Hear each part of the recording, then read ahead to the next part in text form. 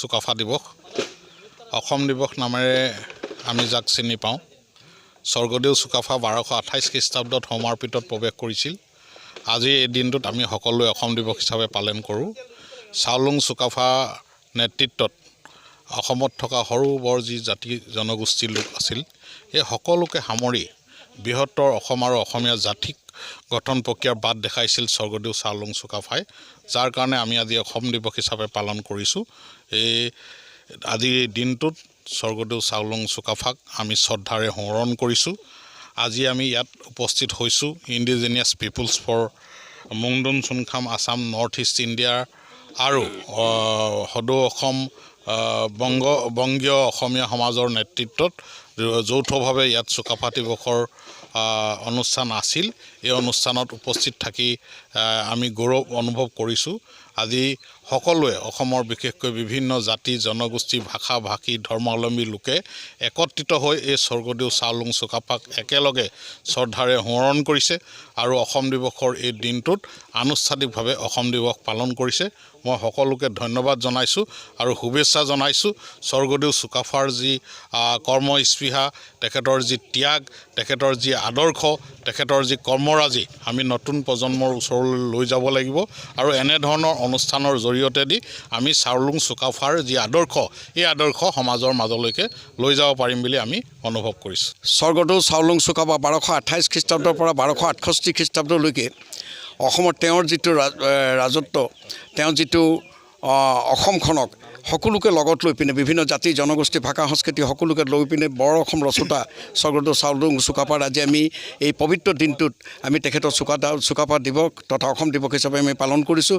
এটা আজি দিনজোৰা কাৰ্যসূচী আমাৰ হৈছে দুয়োটা সংগঠনৰ Indigenous Peoples of Mungdun Chunkham North East India আৰু সদৌ অসম বংগীয় অসমীয়া সমাজৰ উদ্যোগত আমি যৌথভাৱে এই প্ৰথমবাৰৰ কাৰণে আমি এই অনুষ্ঠান পাতিছোঁ। আমি আশা ৰাখিছোঁ যে এই মেছেজ এনেধৰণৰ যে আমাৰ অসমীয়া আৰু বংগীয়ৰ মাজত যিসকল হাড়ে সিমজুৰি অসমীয়া আজি অসমত থাকি পিনে তেওঁলোকে অসমীয়া জাতি সংস্কৃতি কৃষ্টি ভাষা গ্ৰহণ কৰি অসমীয়া জাতিৰ অবিচ্ছেদ্য অংগ হৈছে, সেই বংগীয় মূলৰ লোকসকলে আজি এই মহান ব্যক্তিগৰাকী যাৰ আদৰ্শৰে বৰ অসম ৰচোতা স্বৰ্গদেউ চাওলুং চুকাফাৰ আজি আমি অসম দিৱস তথা চুকাফা দিৱস আমি পালন কৰিছোঁ। ইয়াত আমি সকলোকে এটাই আহ্বান জনাইছোঁ যে আহক আমি সকলোৱে মিলি পিনে অসমৰ সৰ্বাংগীন উন্নয়নৰ কাৰণে একেলগে আমি কাম কৰোঁ। সেই আমাৰ উদ্দেশ্য আৰু এই বাৰ্তা আমি অসমৰ বিভিন্ন ঠাইত বিভিন্ন জাতি জনগোষ্ঠীৰ মাজত দিব বিচাৰিছোঁ যে আমাৰ উদ্দেশ্য লক্ষ্য এটাই, সেয়া হৈছে অসমখনক ভাৰতবৰ্ষৰ ভিতৰত প্ৰথম ৰাজ্য হিচাপে আমি যাতে চিনাকি দিব পাৰোঁ, অসমখনক আগুৱাই লৈ যাব পাৰোঁ, তাৰে উদ্দেশ্যেৰে আজি আমি এই চুকাফা দিৱস আমি পালন কৰিছোঁ। আৰু আমি ভৱিষ্যতলৈও আমি যাতে অসমৰ এই মহান ব্যক্তিজনৰ আমি এনেধৰণে পালন কৰিব পাৰোঁ তাৰে আশাৰেই আজি বিচক্ষণ ৰাজনীতিজ্ঞ প্ৰথমজন অসমীয়া তেখেতৰ আজি পদাৰ্পণ কৰা দিনটোত চুকাফা দিৱস বা অসম দিৱস হিচাপে উদযাপন কৰিবলৈ আমি ইয়াত সমবেত হৈছোঁ। আমি তেখেতৰ মহান বীৰ পুৰুষজনাৰ আজি শ্ৰদ্ধাৰে সোঁৱৰিছোঁ আৰু লগতে আমি আশা ৰাখিছোঁ তেখেতৰ নীতি আদৰ্শৰ ভিত্তিত আমি সকলো একত্ৰিত হৈ আগবাঢ়ি যাম।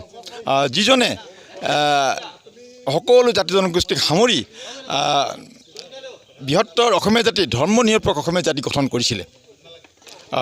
কিন্তু দুখৰ বিষয় এই যে স্বৰ্গদেউ চাওলুং চুকাফাই বৃহত্তৰ জাতি গঠনৰ প্ৰক্ৰিয়া যিটো আৰম্ভ কৰিছিলে অসমীয়া জাতি গঠনৰ, এই জাতি গঠনৰ প্ৰক্ৰিয়া বৰ্তমান সাম্প্ৰদায়িক ৰাজনীতি বিভাজনমুখী নীতি দ্বাৰা আক্ৰান্ত হৈছে, বাধাগ্ৰস্ত হৈছে। তাৰ কাৰণে এইটো দুৰ্ভাগ্যজনক কথা। ধন্যবাদ। যিকোনো খবৰৰ বাবে যোগাযোগ কৰক 7090173330 অথবা 7099017990 নম্বৰত।